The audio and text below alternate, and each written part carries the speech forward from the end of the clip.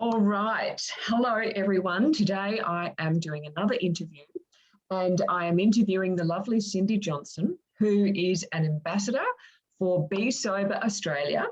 And she also has her own business called Soul Sobriety Australia. Is that right? Close. Yep. It's all good. Soul Sobriety Coaching. Oh, right. Okay, cool. But I am an ambassador for Be Sober Australia. Yes. Awesome. And I've brought Cindy on today because, if anyone's followed my journey, you'll know that, I have put down my glass on the 1st of January 2015, and I love my sober life. But it wasn't an easy journey, and I did plenty of fed fasts and dry Julys before I got to that place where I realised, no, my life would be better without alcohol. So it's never coming from a place, Cindy and I both are never coming from a place of judgment.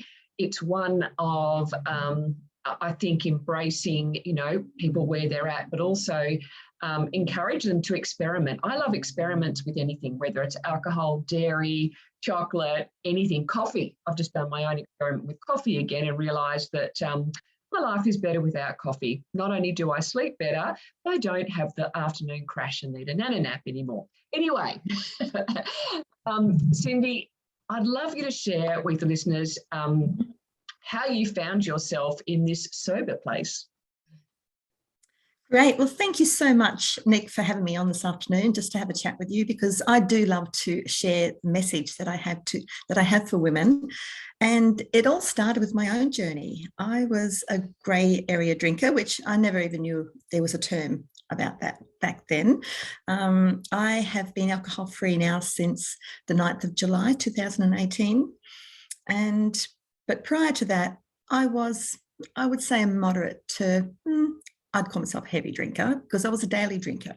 And it wasn't it wasn't like a huge problem that I was what people would perceive to be an alcoholic, even though I don't like to use that term at all. But just being a daily drinker. So once 5 o'clock came, it was like, oh, this is my permission. It's my time to open that bottle of wine, getting dinner ready or whatever it was. That was my trigger. That was my time.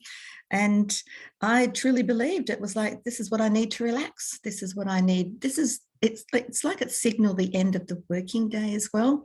And even though, the rest of the evening, preparing meals and kids and, homework and, all that sort of stuff, that you do as a mum, that still had to carry on. But having that glass of wine while I did all that was just part of what I did. And it became a habit.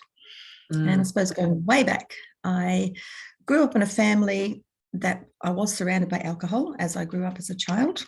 And I think when I got to my teenage years, that was like your rite of passage, to be an adult, to drink. But I started drinking early at 13 because I had an older brother and I wanted to fit in with all of him and his friends and, that type of scene. And it did give me that social confidence in my teenage years at high school. So it was only like weekends, parties on weekends, that type of thing. But I joined the Navy at 19 and that was a huge drinking culture. So to fit in, and I actually joined as what was called a radar plotter. So it was a mostly male environment, and to fit in with the sailors, you had to be a drinker.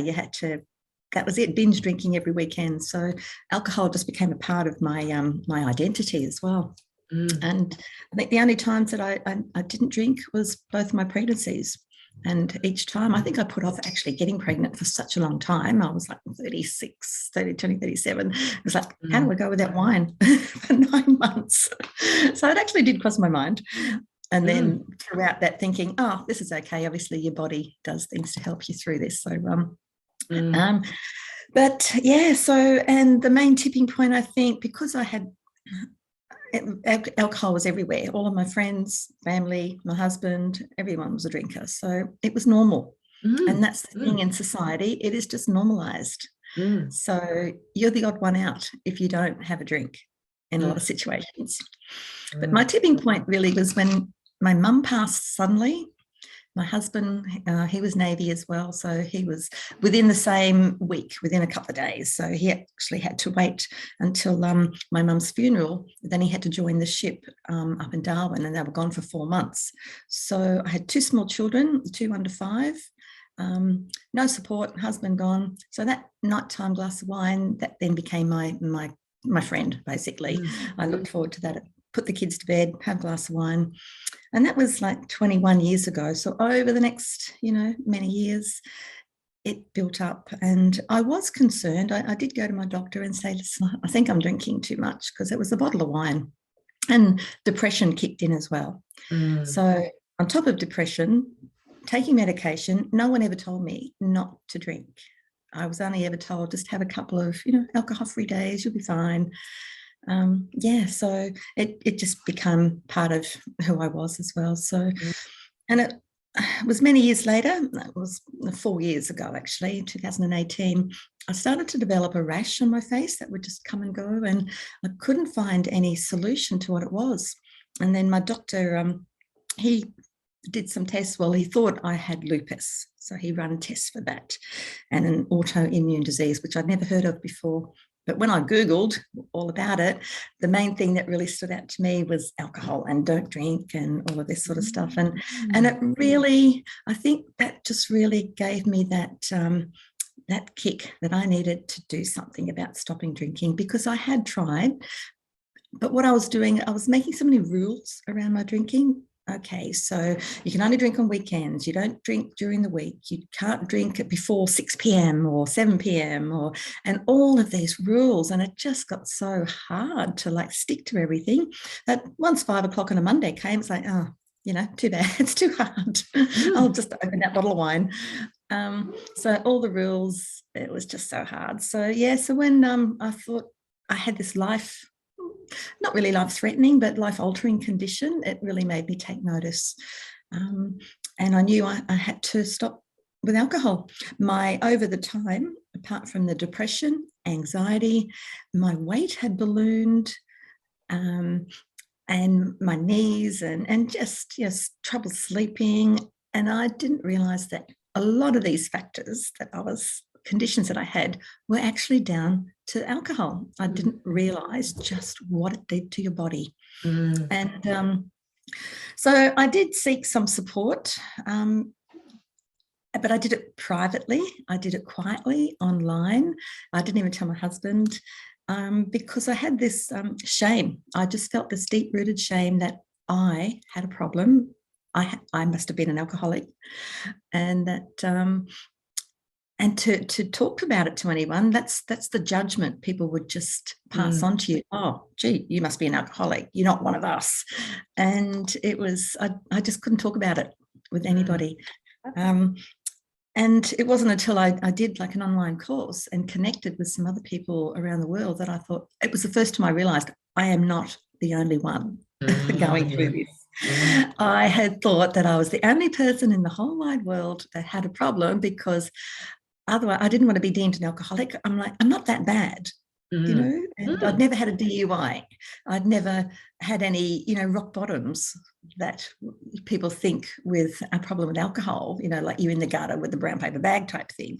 All those perceptions and those old beliefs about what to expect. So, and so I did a 6-week program. Since then, I've not had any alcohol, but my life just changed so much, and I couldn't believe my health. And I didn't have lupus in the end, so that was all good. But it was just like, this is a second chance now for me to really take control of my health. And it just led me then onto a path of making better choices. So I did start to look at my food intake and what I was putting into my body. So I did naturally just shed quite a few kilos as well. And my skin cleared up. I slept so much better. And all these other things started to happen. I had more energy. I wasn't feeling as anxious. I felt a lot calmer. And I'm like, wow, this is all because I don't drink anymore. And I felt more empowered because I made the choice to do something better for my health. Yeah. Yeah. And after doing all that, and about 2 years after taking back control for me, I just realized I really need to share this with so many other women who still have so many limiting beliefs around alcohol that they cannot socialize without it. They can't have a great time. They can't, because we believe that we need it to socialize, commiserate, celebrate weddings, funerals, everything. So in my first year, I had what I call my year of firsts, everything from funerals to weddings to all my girlfriends were turning 50 at the time. So 50th birthday parties, all these boozy wine celebration type things that we went on. A death of a close family. My sister passed away, so I had her funeral. There was reunions interstate with all the Navy people. So I was really put to the test in that first year. But it became a mission for me then to show other people, hey, you don't need alcohol to have a good time. And so that's where my business started, basically. Love it. Love it. And two things that I think really stand out here is, one, I think we forget that alcohol is addictive. Like, I know we kind of just joke about that. And so, and like you say, we kind of think, well, an alcoholic is someone who drinks way more than that, whether that's, a couple of glasses or a bottle.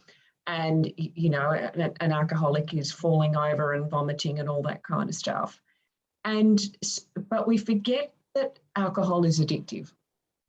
It is, and it's an addictive, toxic drug. Yes, that's right. So it's okay. Like, it's actually normal that, we can become addicted to a substance. I mean, it's like sugar. Sugar's is, as addictive as alcohol and drugs. It affects the same part of the brain. So we kind of like, oh yeah, drugs and smoking are addictive. And we understand people's, it must be so hard trying to give up smoking.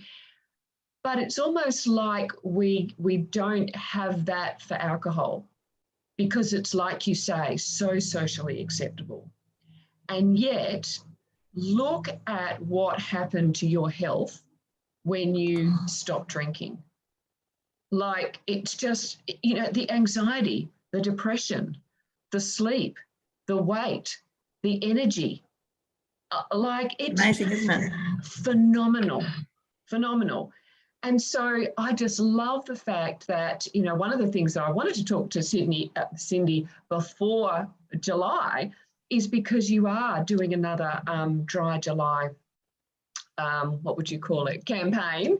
But I love them, because I think that just by, even if you're just white knuckling it, even if you're just going through the whole 31 days going, I can't wait until the 1st of August, at least you are going to experience some of those benefits. And, you and I don't know about you, but I did plenty of Dry Julys and Feb fasts before I finally put down my glass. And each time I would realize, oh, wow. And I would, recognize all these things that had changed about my health and my sleep and my hunger levels and my weight and all that kind of thing. So I love that. Yeah.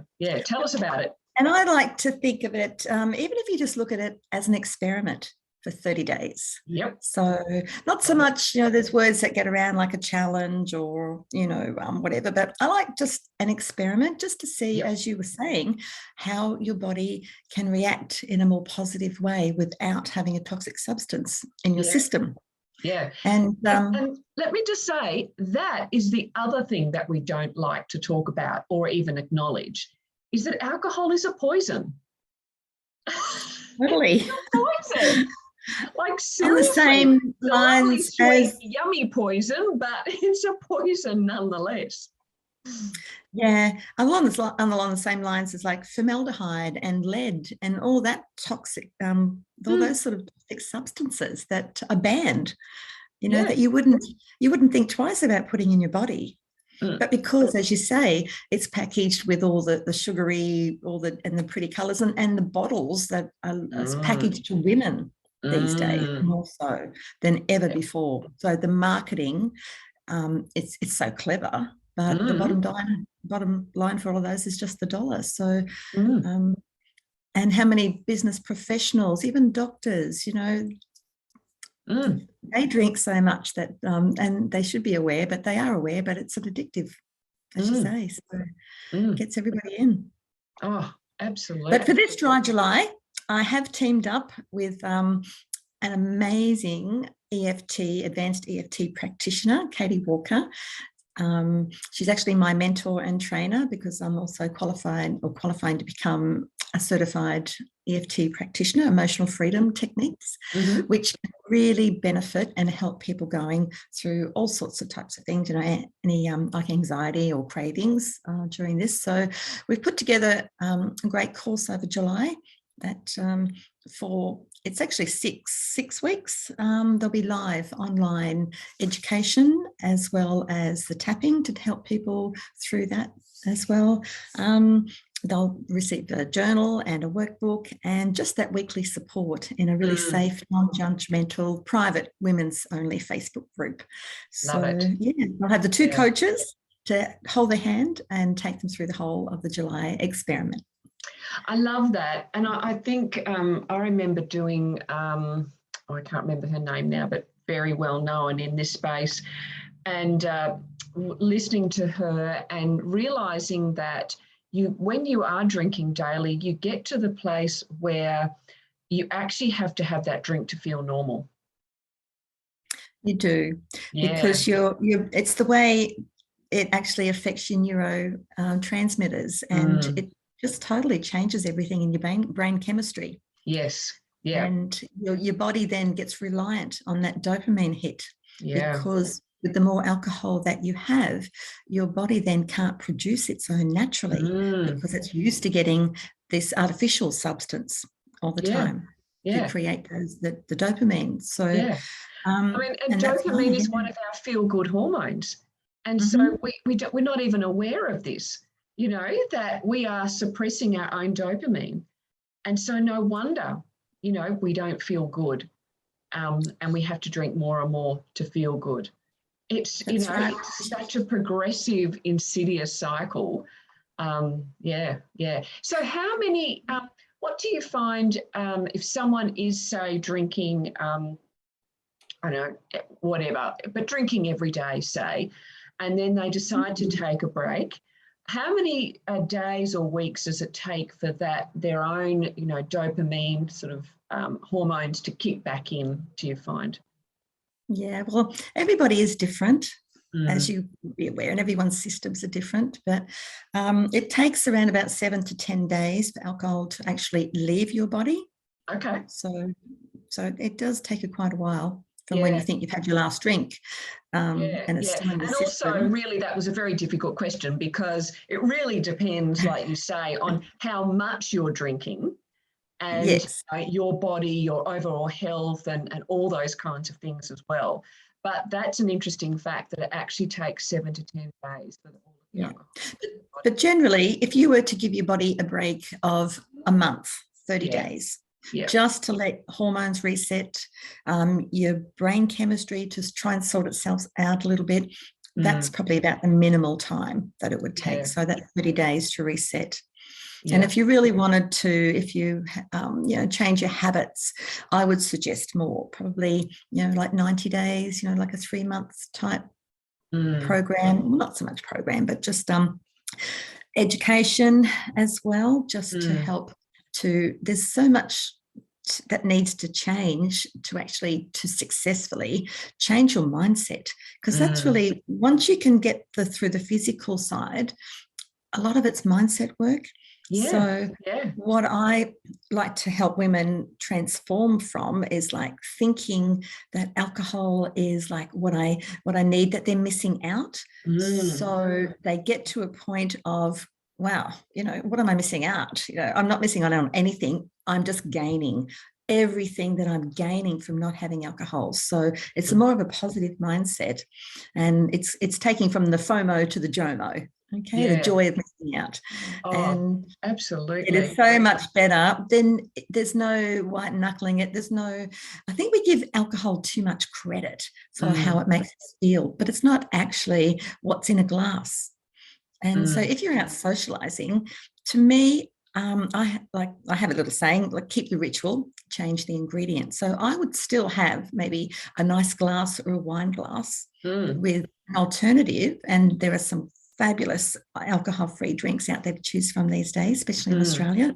But whether it's just lime and soda, but something in a nice glass. So my brain then doesn't feel like, oh, I'm missing out. Me too. Yep. And then it's all about the company and the environment, that you are having a good time. It's not about what's in your glass. And if you go to a party or like a celebration, you're still going to have a good time, even without it, because it's not what's in your glass that makes that a great event or not. No, that's right. And I just would like to say, from anybody listening who is still who really finds this like an anathema, because you and I, Cindy, were those people that didn't know how you did life without alcohol. Like, seriously. I couldn't work it out. Yeah, that's right. I would white knuckle that month, just thinking, I just got to do this for my health, really almost just to prove to myself that I could do it, that I wasn't addicted to alcohol. I could do life without alcohol. But in actual fact, I didn't know how you did life without alcohol. So it's massive. And I know that if you're listening to this, you might be thinking, well, those two, they're just, they're the exceptions. They're the ones that, they must be really boring or something. But you and I both know growing numbers of women, especially women our age, who are doing these experiments and going, oh my gosh, I cannot believe how much better my life is now that I've chosen to not drink alcohol. And it is not only so freeing, it's so empowering. And, I suppose I just encourage anyone to do that experiment, really. Totally agree. And that's why I've called my program Find Your Freedom, because that's what it was. That's what it gave me. Yeah. Once I could actually say, wow, I really don't need this in my life now. It's my choice. And that's something that I could do all the time is like, if people say, oh, go on, just have one, that social peer pressure. I say, yeah, sure, I could have one if I want to. I could drink if I want to. I just choose not to. Yeah. So as you say, it's empowering because now it's my choice. And I do not want to put a toxic, poisonous drug into my body anymore. And education is the key as well, because once you know what it does and how it affects you, it does help you to make better choices. But prior to that, when I was drinking, I didn't know. I had no idea. I knew it would affect my liver, and that's all I knew. Alcohol affected your liver. Yeah. But I didn't realize how many other areas of your body it affects, and the risk of how there's like a minimum of 8 different types of cancers that it is scientifically proven alcohol is linked to, and breast cancer is one of them, very sadly. That's right. And how many women, like, how we know it, we all know someone affected, especially with breast cancer. Absolutely. And as a volunteer for Look Good, Feel Better for the last nearly 20 years, I never knew alcohol was had detrimental effects. I didn't know about that. And I'm positive now. I ask that when I speak to groups of women. So is anyone aware of, the link between breast cancer and alcohol? Most people say no. No. The link between alcohol and breast cancer is as strong as the link between smoking and lung cancer. Yes. And the moment you drink alcohol, your liver stops breaking down estrogen, which means that your estrogen levels begin to rise. It also dumps any half-processed estrogen into the bloodstream and says, I'll deal with you later because I have to deal with this alcohol, because if you get too much alcohol in your system, you're going to die. And so it's that half-processed estrogen that is linked to our female cancers. And of course, increased estrogen levels all round is going to increase your risk. So I know, I'm the same as you, Cindy. Any opportunity I get to say that, I say it, because most women do not know that. They don't, no. And and doctors should be telling them, and it should be, out there in the main information stream for people to find out about. And sadly, it's not. Yeah. So education is so vital, and that's why I love now what I do. It's just about spreading the word, just letting women know that it's just such a positive choice that you can do for yourself. And once you just have that little break, have an experiment, 30 days, just to see what benefits it can do for you.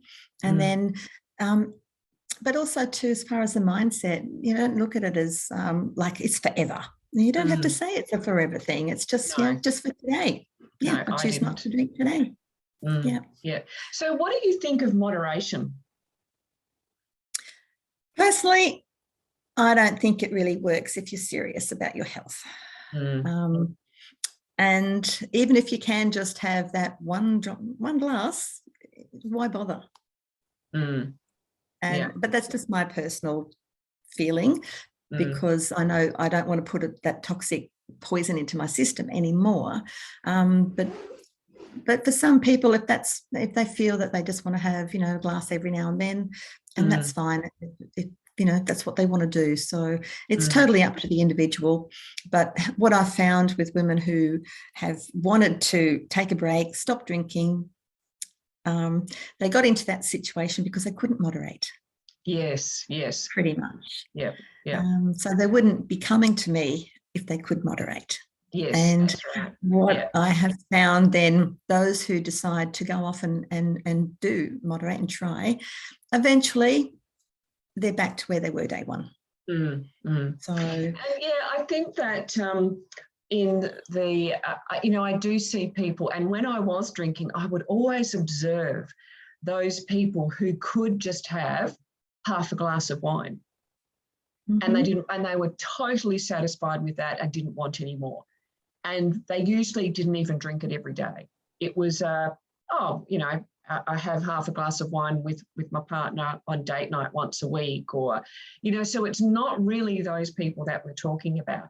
In the food space, I talk about it, I say, are you that person who can have one square of chocolate and then forget the block exists?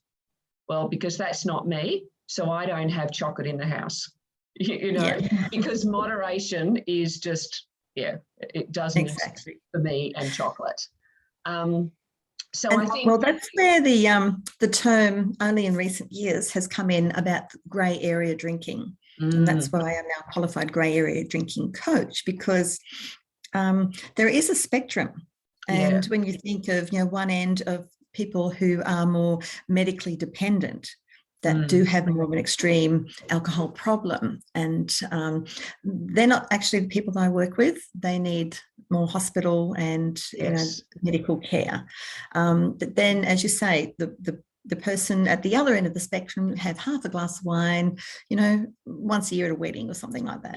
But there is this grey area in between. So we've got the black, the white, but about 80% in between.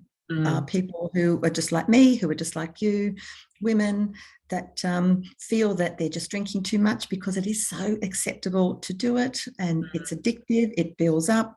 The more over time that you have, the more that your body needs to get that same hit that you felt when you had your first glass, however long ago it was. So they're the women that and also women in midlife are the women that I tend to work with these days. Yeah. I mean, I think we need to sort of say that if you are chemically dependent, and I'm not sure if you can actually qualify that, because you actually do need medical supervision, because it can be quite dangerous, more dangerous than coming off drugs. When coming off alcohol, it needs to be medically supervised. And is there a definition for that, Cindy? Well, I'm not a medical specialist, but if I was talking to someone who was, just looking to see if I could work with them, if they really just couldn't stop whatsoever, and if they were having, alcohol in the morning, for instance, to get them through the day, that type of thing, they probably need to see more of a medical specialist than the services that I can provide. Yeah. Yeah. Oh. But I do like to just help women as well with because to see what they're actually using the alcohol for. What are they actually numbing? Yes. So it's not so much just having the glass of wine. Why do they feel they need it? So sometimes there's a lot of layers that we have to look at, and the limiting belief that they may have, and what are they numbing from? So, and that's where the EFT the emotional freedom techniques can really work well as well. But just showing them some other tools for self-care. Instead of thinking wine is my go-to for stress relief or my self-care, we can show them other ways that they can to manage that side of things as well, and to help reduce any anxiety and stress, and beautiful things like in nature, or just have a bath, or there's so many different ways that we can work with them, and but also to rebalancing the nervous system. Yeah. So that's an area that we look at too, and somatic practices that we can help and bring it all in, a bit more of a mind, body, spirit connection. It is. You're so right. It is definitely a numbing. I know that I personally used alcohol to numb, and even though I didn't really realise it at the time. So, yeah, it's great that you are able to do that, and people have that experience of, all these other different modalities to help them. It's almost like, re-engaging, isn't it? And starting to actually finding yourself. Yeah. And there's not a one size fits all. That's why I like to speak with people individually and, go from that. Yeah, absolutely. Yeah. Oh, thank you so much, Cindy. This has just been so enlightening, and I hope it's been encouraging for anyone who's watching or listening. And I will put the links to now, what are you calling it? Go Dry for July. Go Dry for July experiment, in the show notes, and where people can find you. So if they want to follow up and have a conversation with you, they can. So yeah, any parting words that you'd like to share with us? Well, I'd just like to say thank you once again for having this chat with me this afternoon. And yes, if there was anybody out there in your audience that, we can be of service to or help with any information, I would just so love to do that, because it is just the best thing. Living an alcohol-free life, it's amazing, and your body will thank you so much for it too. Absolutely. So from two women in midlife who are having an absolute ball in life, yes, we highly recommend that you do that experiment. So thanks so much, Cindy, and thanks everyone for listening. Great. Thank you. Bye.